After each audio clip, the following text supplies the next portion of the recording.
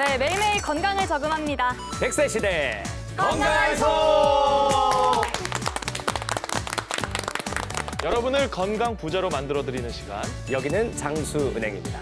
네, 요즘 날이 추워도 정말 너무 추워졌죠. 그럼요. 네, 그렇다 보니까 사실 저는 요즘 밖에도 잘 안 나가게 되고 집에 있어도 찬바람이 자꾸 들어오다 보니까 맞아요. 창문도 꼭꼭 닫아놓게 되더라고요. 그렇죠. 이럴 때 우리 모두 조심해야 될 게 한 가지 있습니다. 현상 씨, 네, 뭘까요? have a cold. 감기 조심하셔야 됩니다. 감기. 네, 요즘에 너무 추워가지고 제 주변에도 감기 환자가 너무 엄청 많아가지고 참 걱정이 많습니다, 제가. 맞아요. 감기 저도 지금 살짝 걸릴 것 같아가지고 좀 조심하셔야 될 것 같아요. 아, 예, 예. 근데 거리를 좀 둬야 될 것 같은데. 거리를 살짝 둬야 될 것 네. 같고요. 근데 감기는 제가 원했던 대답은 아니고요. 아니에요? 이번엔 그럼 경수 씨한테 한번 질문을 드려볼게요. 네. 경수 씨는 좀 평소에 환기를 자주 하시는 편인가요? 이 환기의 중요성을 좀 익히 들어서 너무 잘 알고 있긴 한데 요즘 날씨가 너무 춥잖아요. 이 창문을 열면은 문득 그 노래가 떠오릅니다. 어떤 노래요? 손이 시려워 꽁, 발이 시려워 꽁, 겨울바람 때문에 꽁꽁꽁. 아무래도 이 날씨가 너무 춥다 보니까 네. 창문을 못 열겠어요, 솔직히. 너무 추워요, 추워. 어우, 추워. 지금도 추운 것 같아요. 맞아. 생각만 해도. 네. 그러니까 창문 못 열어. 지금 창문 열면은 이 기름 한 방울 안 나오는 이 나라에서 이 보일러 지금 그렇죠. 그렇죠. 네, 그렇습니다. 아. 창문 못 열어요. 추워요. 너무 그러니까 추워요. 이러면은 안 돼요. 제가 이럴 줄 알고 여쭤봤는데 겨울에는 추우니까 아무래도 우리가 환기를 덜 하게 되잖아요. 그렇죠. 그런데 이게 건강에 그렇게나 안 좋다고 합니다. 맞습니다. 이게 사실 우리 눈에 잘 보이지는 않지만은 이 실내에 각종 오염물질이 또 굉장히 많다고 합니다. 그쵸. 네, 그래서 뭐 호흡기 질환이나 또는 뭐 이 알레르기를 또 일으킬 수 있다고 하는데 우리 더도 말고 덜도 말고 딱 3번이죠. 아침, 점심, 저녁으로 해서 이 30분간만 이 창문 딱 열어두고 환기를 시키면 또 건강에 도움이 된다고 하니까 함께 실천해 보자고요. 네. 맞습니다. 자, 신선한 공기도 좋고 여러분 건강에도 환기가 필요하겠죠. 그렇다면은 여러분의 건강 고민을 한 방에 싹 해결해드릴 장수은행의 새 주치의분들을 소개해드리겠습니다. 어서 오세요. 웰컴 투 건강하이소. 자, 먼저 우리 김창주 교수님부터 자기소개 부탁드려볼까요? 네, 안녕하세요. 처음 인사드립니다. 예, 우리 아침에 눈을 뜰 때부터 저녁에 눈을 감을 때까지 하루 종일 열심히 일하는 기관, 바로 우리의 눈입니다. 그런데 요즘 스마트폰 때문에 너무너무 혹사당하고 힘들게 지내고 있는 기관이기도 합니다. 이런 소중한 눈을 오래오래 건강하게 지켜야겠습니다. 그래서 여러분들의 반짝반짝거리는 두 눈으로 세상을 똑바로 마주할 수 있도록 도와드리겠습니다. 안과 김창주입니다. 네, 반갑습니다. 우리 김민근 원장님도 처음 나와주셨는데요. 인사 부탁드립니다. 안녕하세요. 여러분, 가족들이 집을 비운 뒤에 우리 어머님들이 어떻게 식사하는지 본 적 있으신가요? 반찬 차리기 귀찮다고 밥에 물을 후루룩 말아서 드시는 어머님들이 많은데 사실 이게 치아 건강에 안 좋아서 그런 걸 수도 있습니다. 드시고 싶은 음식 마음껏 드실 수 있도록 치아 건강을 지켜드리겠습니다. 디지털 기술로 여러분의 치아를 아트로 만들어드리는 치과 김민근입니다. 전승민 원장님도 처음 뵙겠습니다. 어서 오세요. 안녕하세요. 전승민입니다. 좀 전에 김민근 원장님께서 치아 건강에 대해서 얘기해 주셨는데 잘 씻고 먹는 것이 소화기 건강에도 매우 중요합니다. 잘 먹고 잘 자고 잘 싸는 것이 100세 건강에 중요하다는 건 잘 알고 계시겠죠. 여러분들 중에 스트레스를 받으면 배가 부글부글거리고 화장실에 자주 가시는 분들이 계실 텐데 그런 분들의 장 건강을 상담해드리는 소화기 내과 전문의 전승민입니다. 반갑습니다. 네, 다음으로는 오랜만에 사공은서 원장님 나와주셨는데요. 그동안 잘 지내셨나요? 네, 안녕하세요. 반갑습니다. 정형외과 전문의 사공은성입니다. 요즘 날씨가 추워지면서 무릎 관절이 뻣뻣하다고 느끼시는 분들도 많으실 것 같고요. 또 김장하고 나니까 무릎이 많이 아프다고 생각되는 우리 어머님들 많으실 것 같습니다. 이번 기회를 통해서 제가 여러분들에게 무릎에 대해서 많은 여러 가지 정보를 알려드릴 수 있도록 최선을 다하겠습니다.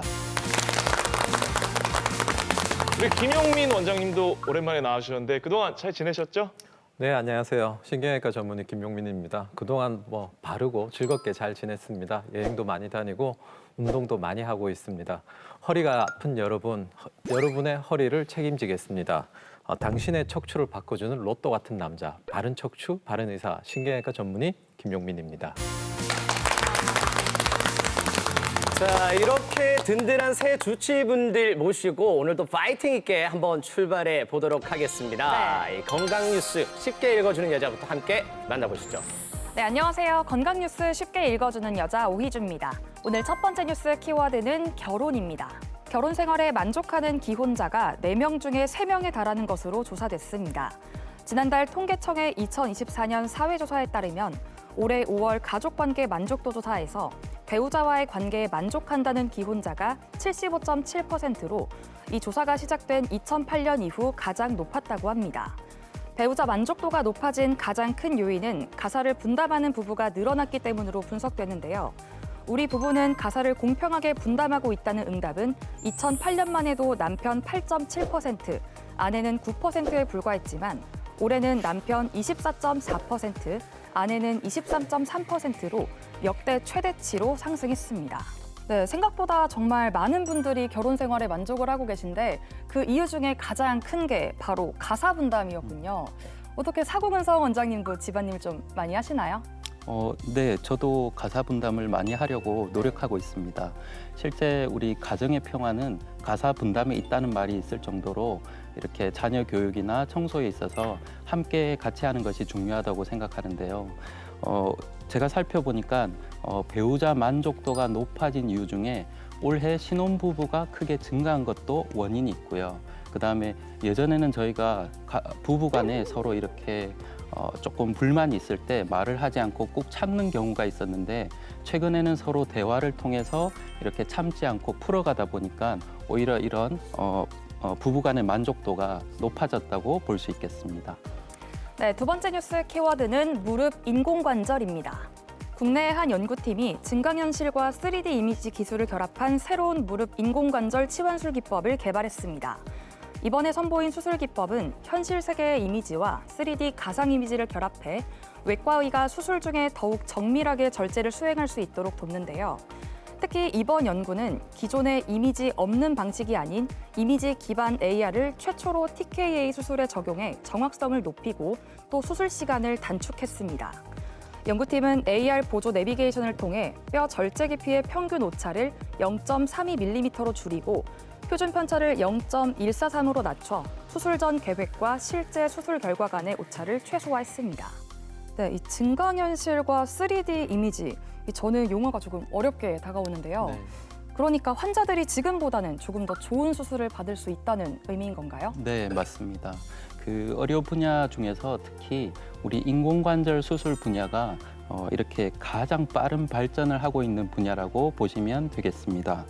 3차원 이미지를 이용한 인공관절 수술은 이미 확실히 효과가 있고 또 안정성이 이렇게 검증이 되었는데 이제는 이 3차원 이미지뿐만 아니라 증강현실을 이용하여서 수술을 하다 보니 좀 더 안전하고 정확하게 수술을 할 수 있게 된 것 같습니다.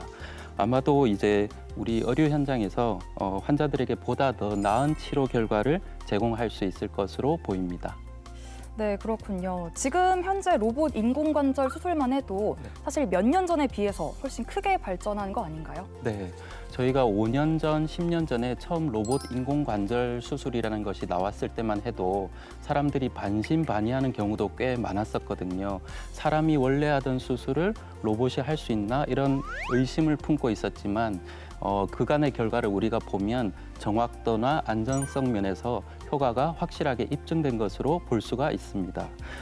이제는 향후에 이제 로봇 인공관절 수술뿐만 아니고 저희가 이제 여러 관절에 있어서 로봇을 이용한 수술이 훨씬 더 많이 늘어날 것으로 보입니다.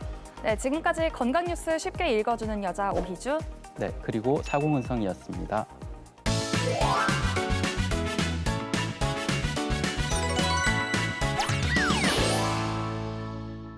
안녕하세요.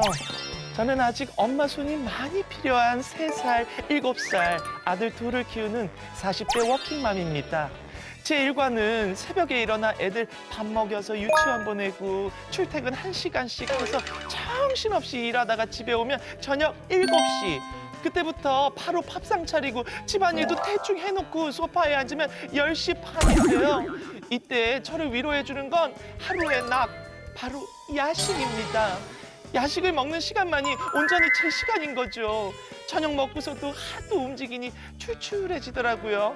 어제도 야식 주문하는데 남편이 여보, 또 야식 먹어? 힘든 건 알겠는데 그러다 당신 몸 상해. 요즘 살도 많이 쪘잖아. 오늘은 그냥 자자. 하지만 야식도 안 먹고 자면 제 하루가 너무 억울하고 기운이 다 빠져버리거든요. 그래도 건강 생각은 해야겠죠? 백장수, 어디 건강하고 맛있는 야식 없을까요? 치킨, 라면, 떡볶이, 피자 등등 깊은 밤 출출한 배를 채워주는 야식은 먹는 즐거움도 있지만 고르는 재미도 쏠쏠하잖아요. 원장님들은 야식 즐겨 드시나요? 밤에 조금 출출할 때 어떻게 하시는지 우리 김민근 원장님. 저는 일주일에 한 번씩은 먹는 것 같아요. 먹더라도 일단 튀긴 음식은 자제하려고 노력하고 있고요. 요즘에 또 날씨가 쌀쌀하다 보니까 붕어빵을 또 팔기 시작하더라고요. 그래서, 그렇죠. 그걸 또 약간 지나치지 못하고 한 번씩 먹을 때도 있습니다. 아, 저도 붕어빵 굉장히 좋아하는데 저랑 취향이 비슷하시군요. 우리 김용민 원장님은요? 예, 저희는 한 7시 정도에 다 같이 저녁을 먹고 나면 10시쯤 정도 되면 애들이 뭔가 먹고 싶어 합니다. 네. 그럼 저도 좀 그런 생각이 들어서요. 같이 이제 마트에 가서 저는 좀 맥주를 사고요. 애들은 과자를 많이 사서 맥주 과자 파티를 자주 벌리는 편입니다. 그래서 뭐 특별히 뭐 치킨을 많이 시켜 먹고 그러지는 않는데 맥주를 좀 즐겨 마시고 있습니다. 출출할 때는. 아, 그렇군요. 그럼 맥주 드실 때 그러면은 안주를 뭐 전혀 안 드시는 건가요? 콘칩을 제일 좋아합니다. 아, 그렇군요. 옥수수 과자. 그렇군요. 자, 우리 전승민 원장님은요? 네, 저는 그 레지던트 전공의 시절에 식사가 불규칙하고 또 야식을 자주 해서 식도염 때문에 고생한 적이 있어서 지금은 야식을 잘 안 하려고 합니다. 하지만 진료가 7시에 끝나고 회진 돌고 집에 가면 한 8시 반 정도가 돼서 저녁 식사 자체가 야식인 경우가 많기 때문에 그렇죠. 좀 자제하려고 하는데 잘 되지 않고 있습니다. 쉽지가 않을 거예요. 그래도 또 야식을 드시면서도 건강이 안 좋았던 적이 있으니까 좀 자제를 하시는 편이군요. 우리 사공은성 원장님은요? 네, 저 같은 경우에는 야식을 좀 좋아하는 편이긴 하고요.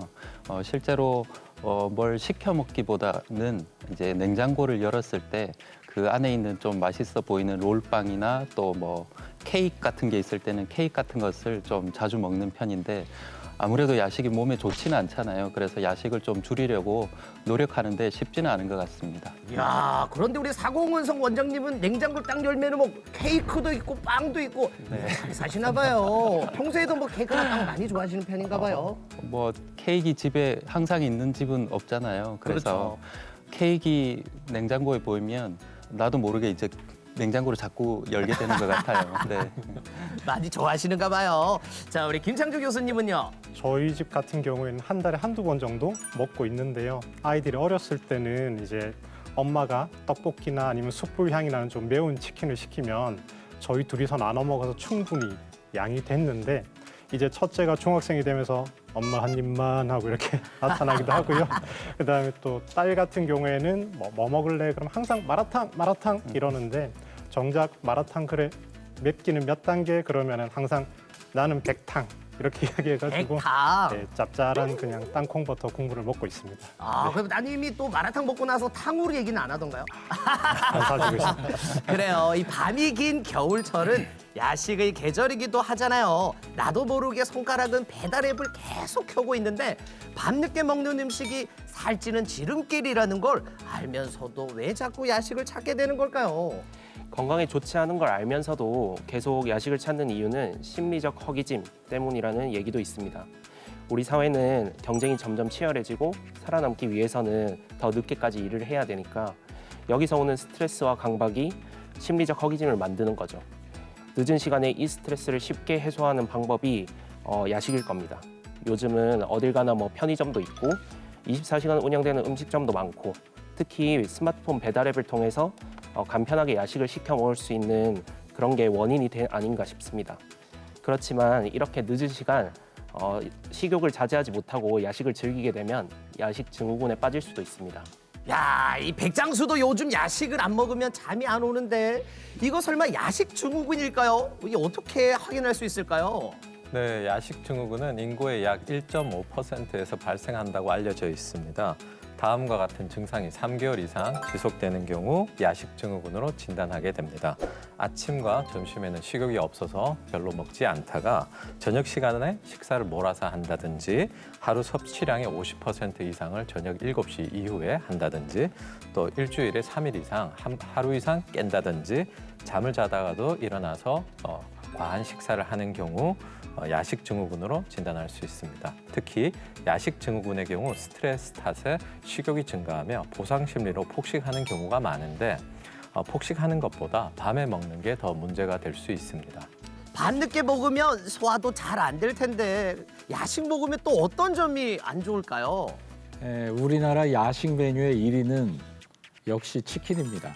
그 뒤를 이어서 피자, 라면 등이 있는데 모두 다 고칼로리 음식입니다.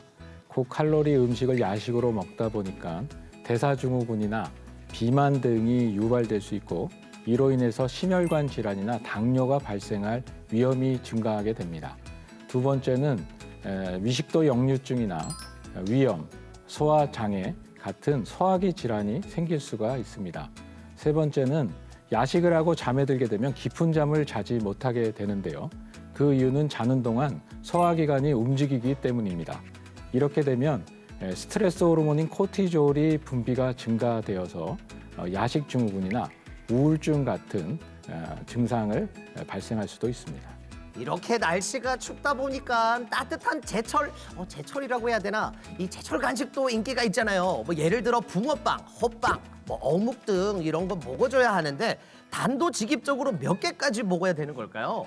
아무래도 간식은 너무 맛있으니까 많이 먹게 되잖아요. 그런데 많이 먹는 건 일단 금물입니다. 그래도 저희가 이렇게 호빵이나 붕어빵 같은 경우에는 밀가루로 만든 음식이다 보니까 아무래도 열량이 높게 되어 있습니다. 그래서 3개 정도까지는 먹어도 괜찮다고 보시면 되겠지만 3개를 먹게 되면 실제로는 밥 한 공기에 해당하는 열량을 섭취하게 되는 것입니다. 그리고 또 저희가 겨울이다 보니까 국물 요리나 어묵 같은 경우를 많이 먹게 되는데 어묵 같은 경우에는 열량이 높지 않지만 같이 먹게 되는 국물에는 나트륨이 굉장히 많이 들어 있습니다. 그래서 어묵 같은 경우에 국물을 다량 섭취하게 되면 좀 몸에 해로울 것 같습니다. 야, 생각만 해도 배속 계속 꼬르륵 너무 맛있을 것 같습니다. 이 참을 수 없는 야식의 유혹. 밤에 먹어도 되는 착한 야식은 없을까요? 김창조 교수님 추천 좀 해주세요. 네. 일단 밤에 치킨이 당기신다면 일단은 기름기도 적고 상대적으로 열량도 낮고 단백질 함량도 높은 훈제 오리를 추천드립니다. 그리고 또 라면이 너무 당기실 때는 소화가 잘 되는 메밀가루가 들어가 있는 메밀국수도 충분히 좋은 대안이 될 수 있을 것 같고요. 그리고 생두부, 반모나 한모 정도를 해조류랑 같이 이렇게 드시는 것도 좋겠습니다. 그럼에도 불구하고 배가 안 차신다면 견과류 한 줌을 드셔보시고요. 그리고 나 도저히 안 되겠다 하시는 분들은 요즘 이제 닭가슴살을 넣은 만두 같은 이제 저칼로리 식품들도 많이 개발되어 나오고 있으니까요. 그런 것들을 드시면 조금 더 좋지 않을까 생각합니다. 굿. 이 치열한 하루를 보내고 난 뒤 나만의 시간. 그때 먹는 야식은 그야말로 꿀맛 같겠지만 그래도 건강을 위해선 조금 참아보자고요. 여러분, 거북한 수다 다음 주에 또 만나요. 네, 이번엔 100세 건강을 위한 오늘의 투자처 최현상의 100세송으로 먼저 만나볼까요?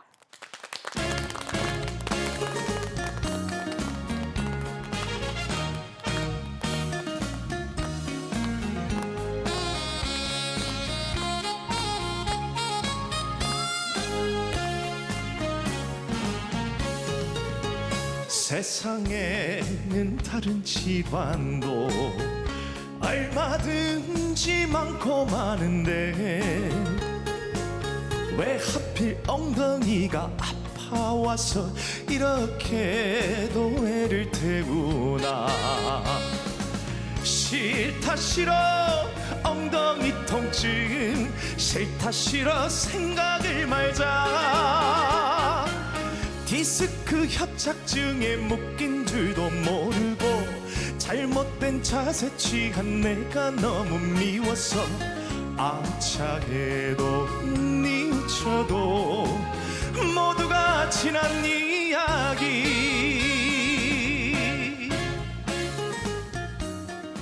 네, 오늘의 투자처 찌릿찌릿한 엉덩이 통증 원인은 바로 허리. 오늘의 주치 바로 만나보겠습니다. 김용민 원장님 모시겠습니다.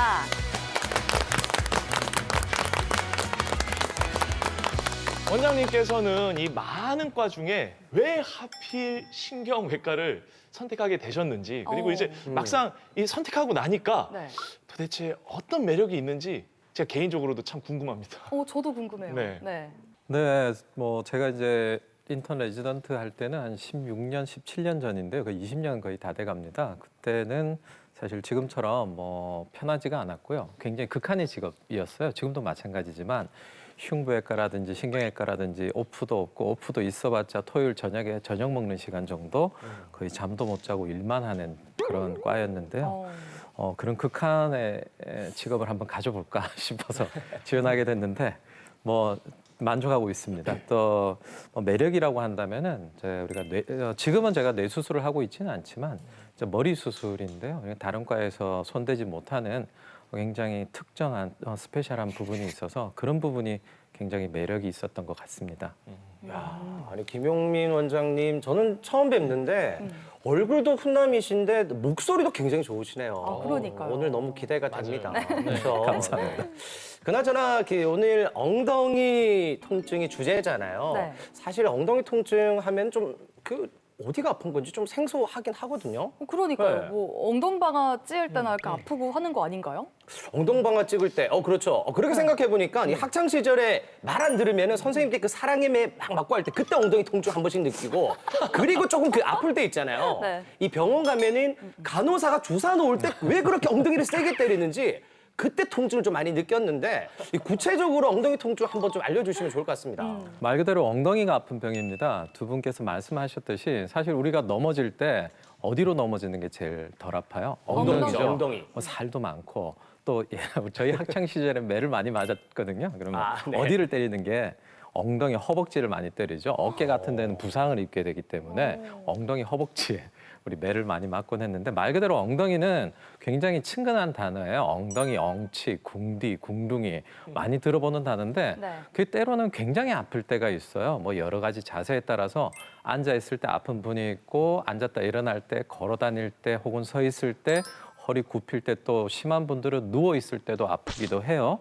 어떤 분들은 아파서 앉지를 못하고 어떤 분들은 걷지를 못합니다. 그래서 이 엉덩이병이 왜 생기는지에 대해서 저희가 말씀을 드리고 싶어요. 네.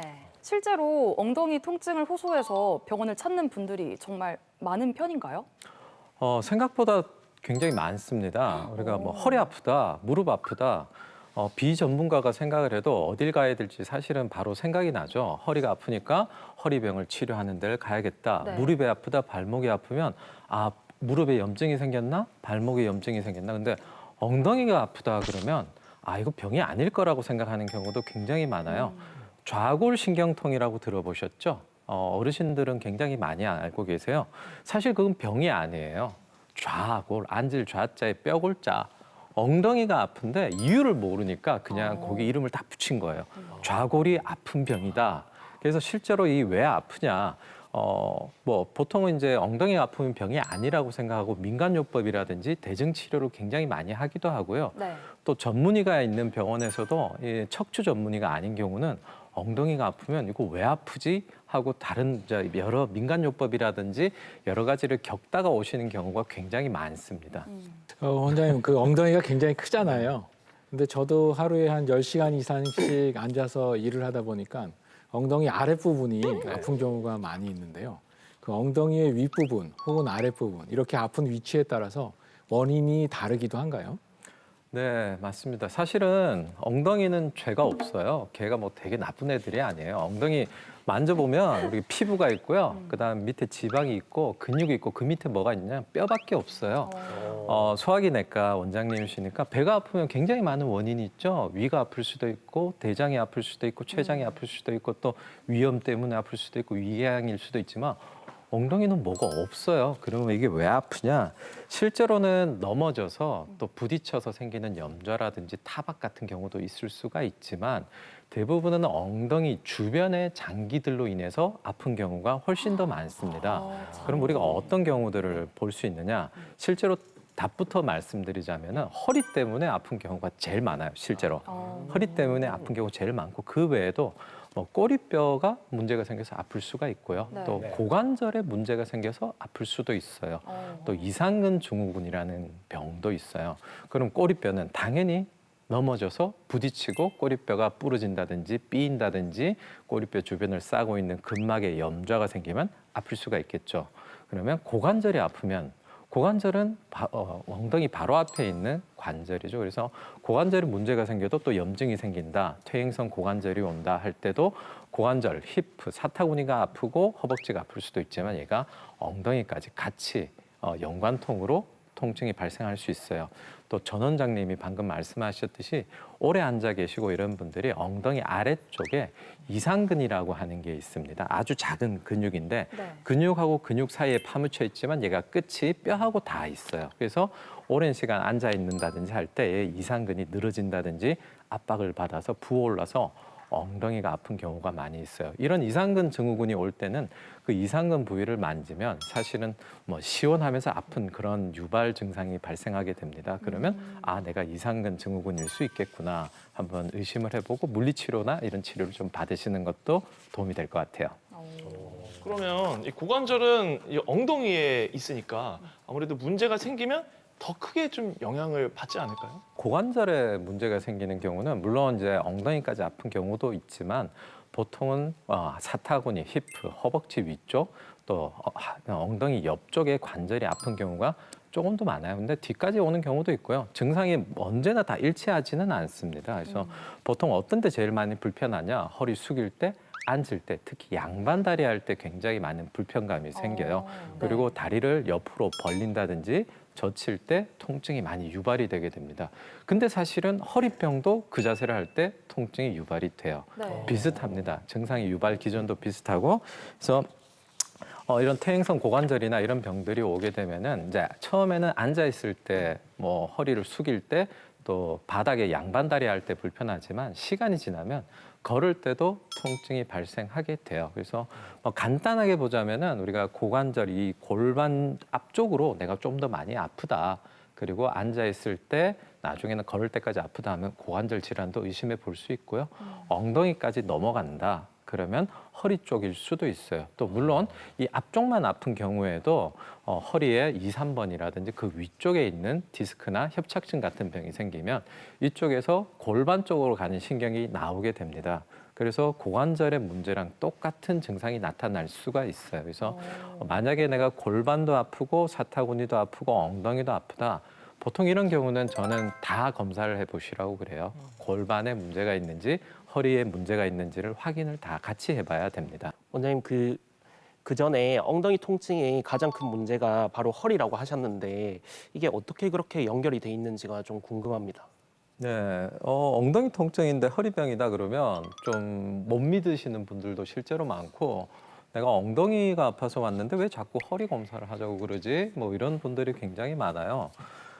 우리가 발가락 끝에 어떤 감각이라든지 뭐 제가 발을 들고 발가락을 움직일 수 있는 거는 뇌에서 명령을 내리기 때문이죠. 그 뇌가 중추신경계를 타고 우리 척추의 끝에서는 이제 골반을 지나서 다리 발가락 끝까지 갑니다. 이렇게 무선으로 가는 게 아니에요. 블루투스가 아닙니다. 전선이에요. 유선이에요. 그 유선이 어디로 지나가느냐? 다 허리에서 엉덩이를 전부 다 지나갑니다. 그래서 엉덩이를 지나서 허벅지, 장단지, 발로 내려가는데 허리에서 다리로 내려가는지 그 신경이 모두가 다 엉덩이를 지나기 때문에 어떤 허리병이 생기게 되면은 엉덩이의 통증이 유발이 되게 됩니다. 우리가 대표적으로 한 2가지 정도의 질환을 우리가 들 수 있어요. 디스크, 협착증 많이들 들어보셨을 거예요. 허리뼈 사이에 잡아주는 안쪽에 충격을 흡수해주고 관절 역할을 해주는 연골을 디스크라고 그래요. 그 원래 디스크라는 병 이름이 아니고 그 구조물을 얘기하는 건데 우리가 네. 디스크 병에서 보통 병자를 빼고 많이 얘기들 하죠. 뭐 디스크가 있다더라. 디스크 병이 있다는 뜻이에요. 그 디스크에 병이 생겨서 디스크가 고장난 조각이 허리에서 다리로 내려가는 신경을 누르면 그걸 우리가 디스크병이라고 합니다. 그다음에 뼈하고 뼈를 잡아주는 관절이 있어요. 그다음에 인대가 있어요. 뒤쪽에서 잡아주는데 나이가 들다 보면 걔가 두꺼워지고 늘어져요. 그 두꺼워지고 늘어진 이 구조물이 신경을 누르게 됩니다. 그걸 협착증이라고 그래요. 허리에서 다리로 내려가는 신경이 좁아지면서 붙어버려요. 네. 그러면 신경이 못 내려가겠죠. 그래서 증상이 나타나게 되는데 이 모든 눌린 신경들이 다 엉덩이를 지나가게 됩니다. 그래서 엉덩이가 아픈 거고 때에 따라서는 다리까지 저릴 수도 있고 엉덩이만 아플 수도 있습니다. 그런데 이 엉덩이 통증은 사실 사람들이 그렇게 크게 생각하지 않고 대수롭지 않게 여기는 분들이 많을 것 같은데요. 꼭 치료가 필요한 경우가 있다면 그때는 언젠가요? 네, 사실은 이제 척추 질환의 대부분은 뭐 굉장히 생명을 다루고 뭐 생명을 위협하고 그런 병은 아니에요.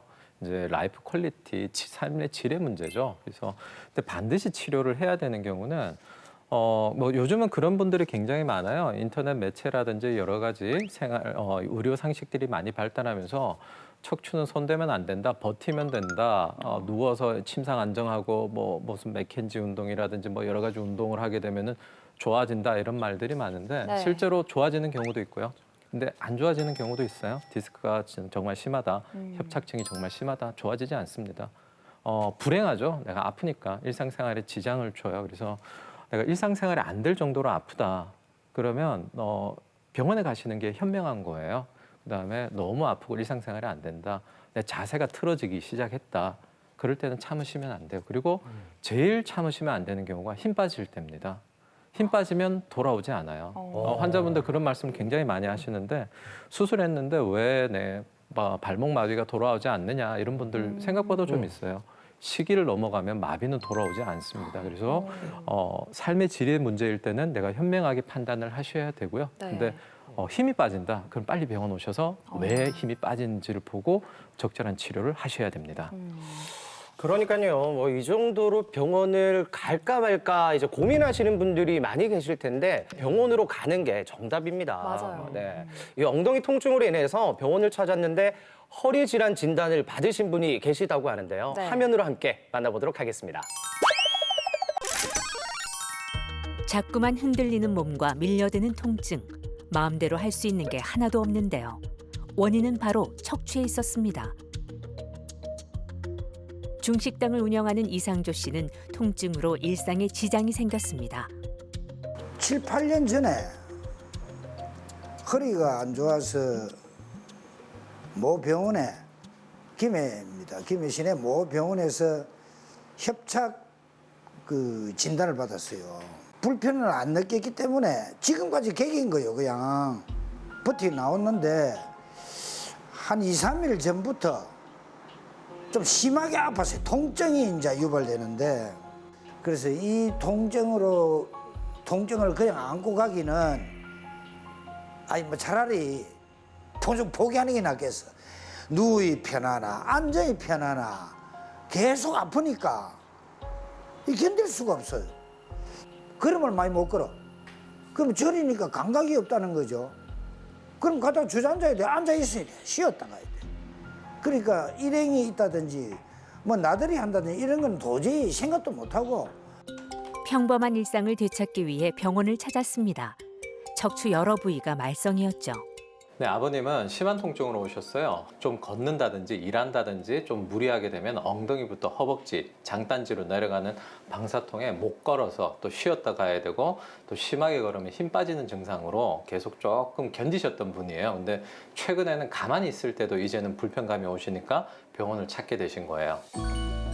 매년 수많은 척추 질환 환자가 고통스러운 나날을 견디다 못해 병원을 찾는데요. 정확한 진단이 치료의 첫걸음입니다. 이상조 씨는 증상을 유발하는 부분만 정확하게 제거하는 수술을 시행했습니다. 양방향 내시경을 이용한 감압술인데요. 시야가 넓게 확보된 상황에서 척추를 불안정하게 만드는 원인을 제거해 가장 문제가 되는 두 부위를 감압하는 수술로 회복도 빠르다는 장점이 있습니다. 수술 후 신경 통로가 넓어졌습니다. 열심히 관리만 해주면 더 좋아질 겁니다.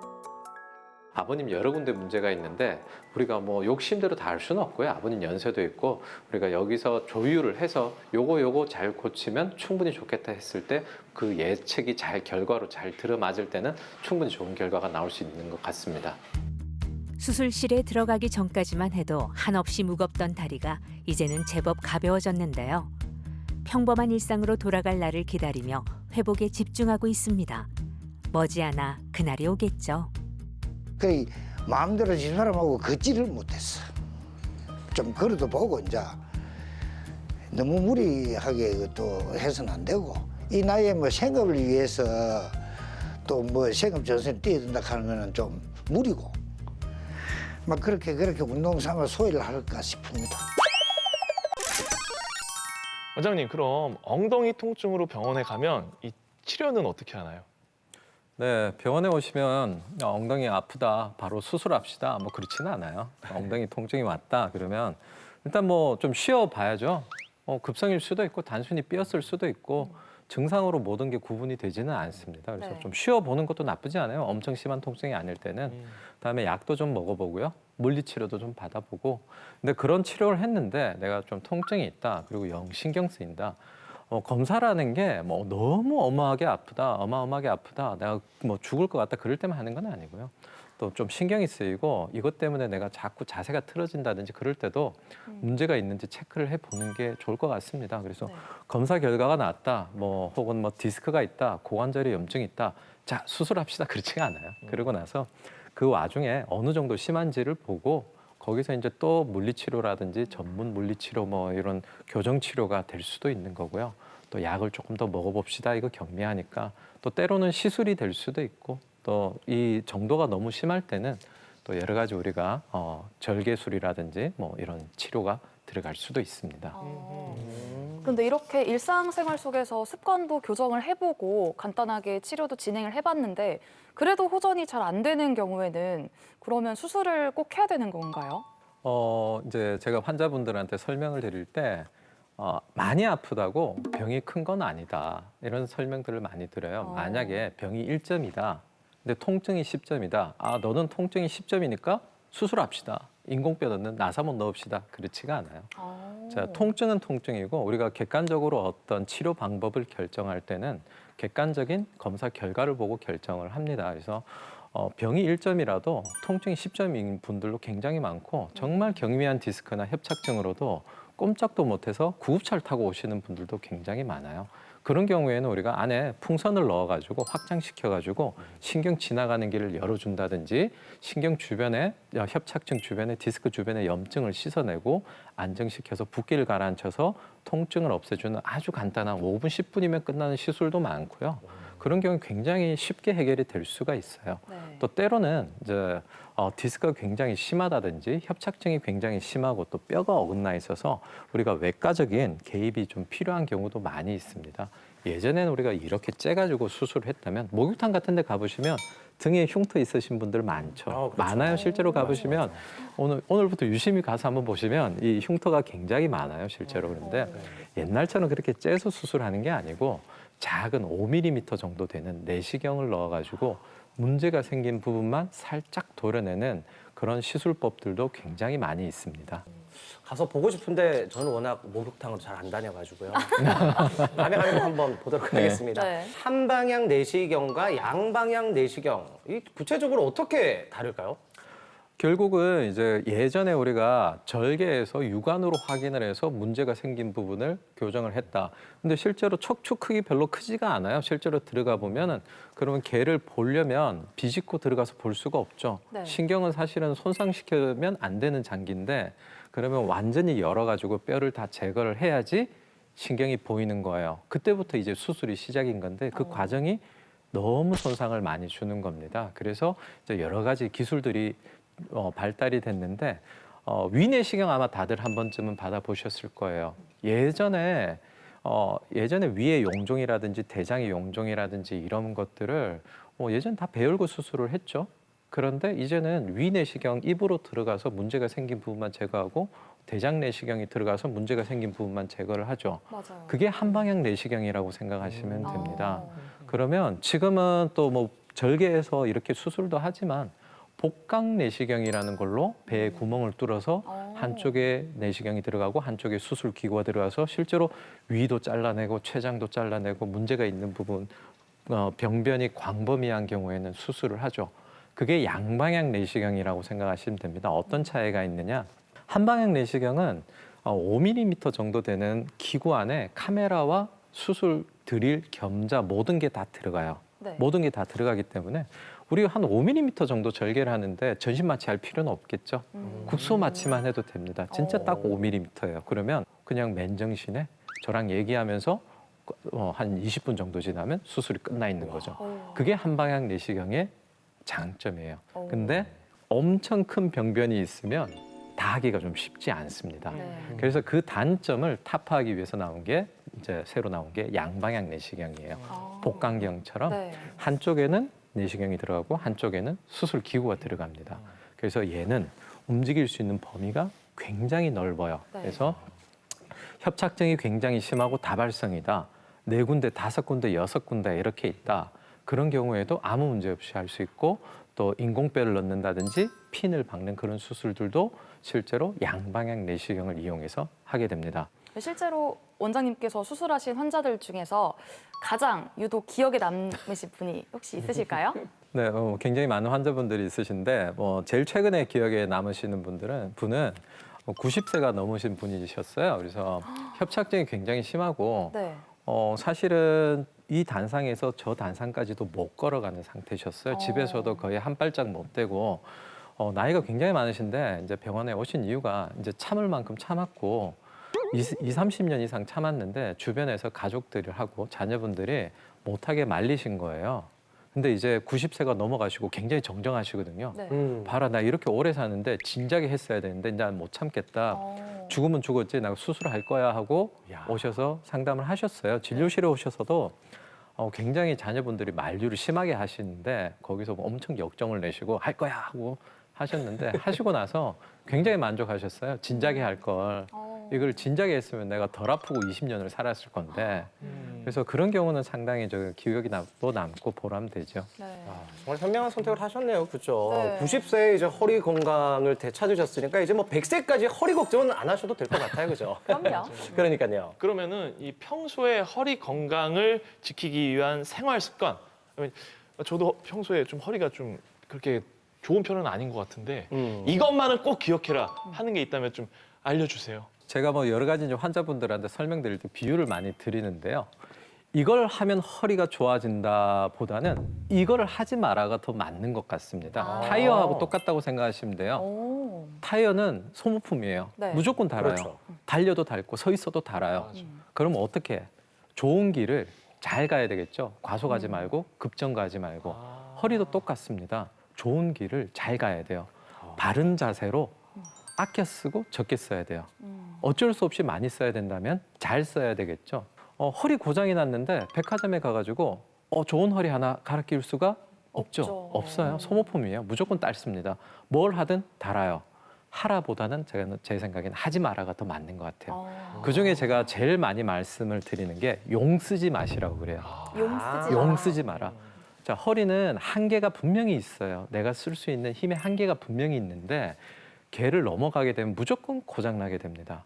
그래서 보통은 숙여서 허리를 비튼 자세에서 허리에 힘이 꽉 들어간 자세에서 민다든지 땡긴다든지 용 써서 뭔가를 옮기면 반드시 고장이 나고 네. 저하고 즐겁게 만나게 됩니다.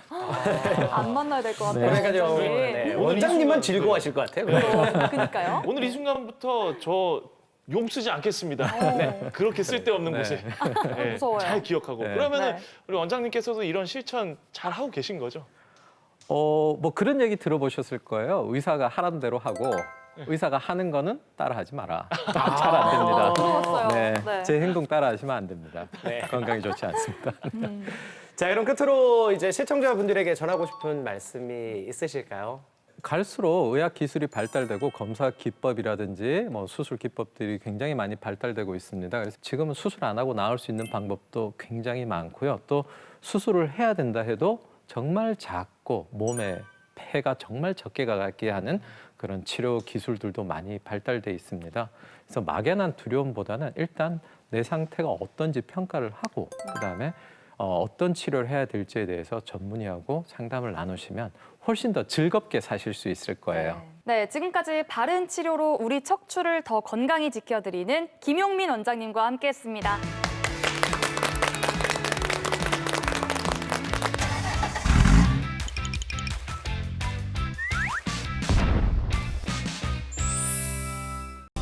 찬바람 부는 내내 국민 간식으로 사랑받는 밤은 맛과 영양까지 가득 품고 있는데요. 5대의 영양소를 고루 갖추고 있어 소화가 잘 될 뿐만 아니라 피로회복과 면역력을 높이는 데도 탁월한 효능이 있습니다. 더군다나 밤은 혈압을 낮추고 소염 항염 작용으로 염증성 질환 치료를 돕는다고 하니 많이 드셔도 좋겠죠. 긴 겨울밤에 딱인 밤. 여러분 꼭 한번 맛보이소. 안녕하세요. 향토음식 명인 김나경입니다. 오늘 준비한 주재료는 피로해소와 비위를 튼튼하게 해주는 천연 영양제 밤입니다. 밤을 고르실 때 주의사항이 있다면 첫 번째, 크고 꽉 찬 토실한 모양이 있어야 껍질을 벗겼을 때 알밤을 만날 수가 있습니다. 두 번째로, 밤의 표면을 보았을 때 벌레가 먹었나 안 먹었나를 보셔야 하고요. 먹지 않은 것을 골라야 합니다. 세 번째로, 반질반질하고 짙은 밤이 좋고 갈색이 나는 밤이 정말 좋은 밤입니다. 여기까지 좋은 밤을 고르는 팁을 말씀드렸고 이제는 밤 갈비찜을 만들어 보겠습니다.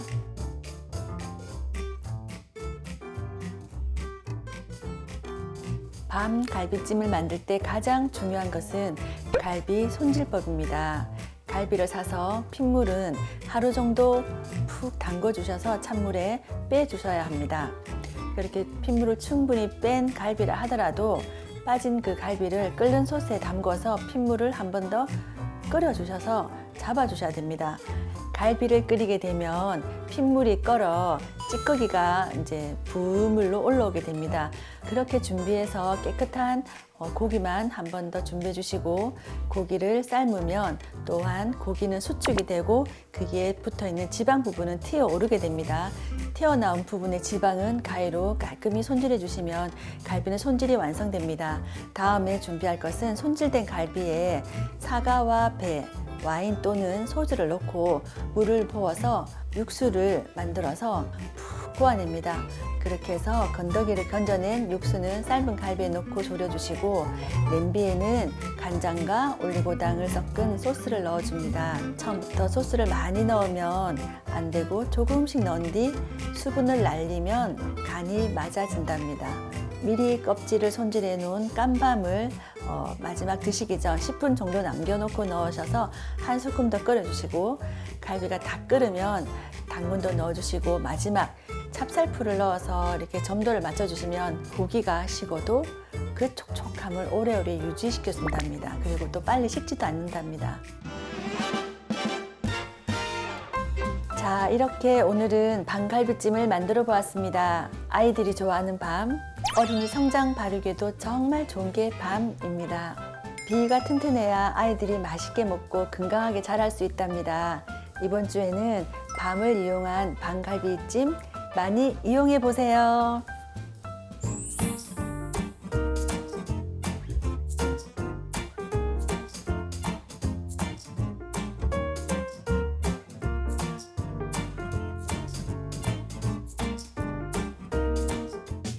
오늘 저희가 준비한 소식은 여기까지입니다. 네, 저희는 다음 주 이 시간에 더더욱 알찬 소식으로 돌아오겠습니다. 그때까지 100세 시대 건강하이소!